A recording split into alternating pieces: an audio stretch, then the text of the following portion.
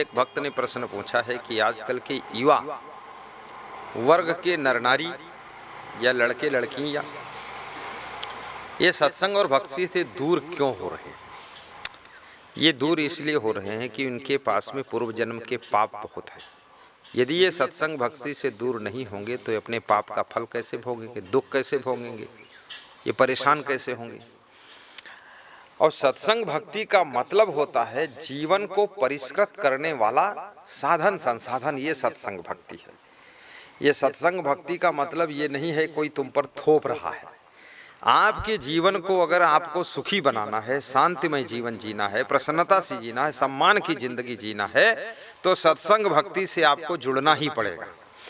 और जो युवा वर्ग सत्संग भक्ति से नहीं जुड़ता है वो व्यभिचार से जुड़ता है, रैप से जुड़ता है, कुसंगत में पड़ता है, खूब नाच कूद में पड़ता है, हुल्लड़बाजी में पड़ता है, दारू पीता है, भांग खाता है, दुनिया भर के उपद्रव सीखता है, बर्बादी करता है, खूब परेशान होता है, जहर भी पीता है, दूसरे को मर्डर करता है, खुद मारा कूटा जाता है और फिर जेल में फांसी भी होती जैसे निर्भया कांड में हुई। तो युवा वर्ग जो सत्संग भक्ति से दूर हो रहा है वो व्यभिचार में डूबा जा रहा है, निर्भया जैसा मधुमिता जैसा कांड करता है, फिर उसकी फांसी की सजा होती है। तो युवा वर्ग को पूरा चारों धाम का फल मिल जाता है एक साथ में। तो युवा वर्ग हो चाहे जो वर्ग हो, सत्संग भक्ति से दूर रहेगा वो बर्बाद होगा, बर्बाद होगा, बर्बाद होगा। और सत्संग भक्ति में जो डुबकी लगाएगा वो युवा वर्ग राम भगवान के समान महान बनेगा, कृष्ण भगवान के समान महान बनेगा, और सीता जैसी वो देवी नारी बनेगी और कौशल्या जैसी तुमको पदवी मिलेगी। इसलिए युवाओं से मेरा यही कहना है कि विषय वासना में आकर्षित होकर के और जवानी अवस्था में मन इंद्रियों में आकर्षित होकर के आप अपने जीवन को बर्बाद मत करो। इस चंचल मन के चक्कर में पड़ करके ये दुख मत उठाओ, अन्यथा आपको एड्स की बीमारियां भी हो जाएंगी। ये ज्यादा खुराफात में लगे। कोई सोचता, युवा वर्ग सोचता है धन में बस सुख है, गाड़ियों में बस सुख है। धन और गाड़ी में सुख नहीं है। धन गाड़ी आपके पास थोड़ा, गाड़ी बनाने वाले रतन टाटा गाड़ियों से सुखी नहीं, उनको गाड़ी बेचने में सुख लगता है। अगर गाड़ियों में सुख होता सारी गाड़ी बना करके खड़ी रखते, उनको देखते रहते, सुख पा जाते। गाड़ी में सुख नहीं है। मकान बना करके लोग किराएदार को दे देते, किराएदार रहता है, उनको किराएदार को देने में सुख लगता है, वो साधारण कमरे में रहते हैं। तो मकान में सुख कहाँ है। मकान में सुख होता, पैसे में सुख होता, गाड़ी में सुख होता, धन में सुख होता, तब तो सब धनवान सुखी देखे जाते। इटली का अरबपति 20 मंजिल के ऊंचे होटल से अपने कूद कर आत्महत्या कर लेता है। कोरोना से प्रभावित होकर के उसका परिवार जो है वायरस से प्रकोपित होकर के मर जाता है। उनके दुख में पीड़ित होकर के कूद पड़ता है, ऊपर से आत्महत्या करता है।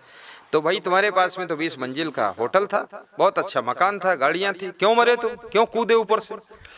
और हम लोगों के पास चलो कुछ नहीं है, साधु संत हैं, छोटा मोटा गाड़ी वाड़ी है, और लेकिन ये साधारण लोग अच्छे हैं, इनके घर में भी 2-4 किसी किसी के घर में मरे हैं, तब भी ये कहीं नहीं कूदे हैं। तो ये सत्संग से जुड़े हैं, इनको आत्मज्ञान है, कूद कर मरने की क्या जरूरत, आत्महत्या करने की क्या जरूरत। तो युवा वर्ग हो और चाहे बाल अवस्था वाला वर्ग हो, लेकिन सत्संग भक्ति से नहीं जुड़ोगे तो आत्महत्या करोगे, बुरे कर्म करोगे, कुकर्मी बनोगे, भ्रष्ट बनोगे, देश को लूटोगे, बर्बाद करोगे और खुद की जिंदगी बर्बाद करोगे, चरित्रहीन बन करके घूमोगे। कमंगलनाथ युवा वर्गपना सब निपट जाएगा तुम्हारा। इसलिए युवकों को तो सत्संग भक्ति से जरूर जुड़ना चाहिए। क्या मैं नहीं युवा हूं, कोई बुढ़ा हूं, मैं तुमसे ज्यादा युवा हूं। युवा होने का अर्थ क्या दारू पीना, युवा होने का अर्थ क्या सज्जनता के पथ पर न चलना, जवान होने का अर्थ क्या है रैप करना, व्यभिचार करना, बलात्कार करना। ये किस मॉडल की जवानी है। जवान होने का अर्थ है जितना भ्रष्टाचार, अनाचार, दुराचार, कदाचार है उसको बंद करना, उसके खिलाफ लड़ाई लड़ना और सदाचार की स्थापना करना, और देश के अंदर देश के विकास के लिए कुछ काम करना, और लड़की स्त्रियों की सुरक्षा करना, उनके मान मर्यादा की रक्षा करना। ये युवा का लक्षण होना चाहिए। युवा का मतलब ये थोड़े है भक्ति छोड़ देना, सत्संग छोड़ देना, सदाचार छोड़ देना, आपस में प्रेम से न रहना, इधर उधर मनमानी करना, चंचलता करना, आलस करना, घुमक्कड़ी करना, बर्बाद करना, फिजूल खर्ची करना। ये युवा वर्ग का काम नहीं, ये भ्रष्ट वर्ग का काम है।